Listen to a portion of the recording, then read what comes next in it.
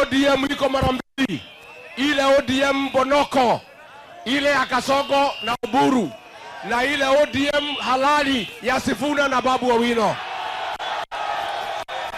Hivyo hapa Kanairo, wacha kidogo, hapa Kanairo tukutane gavana, seneta, women rep, wabunge wote 17, wakilishi wodi 85 watachaguliwa na vyama ya muungano wa upinzani.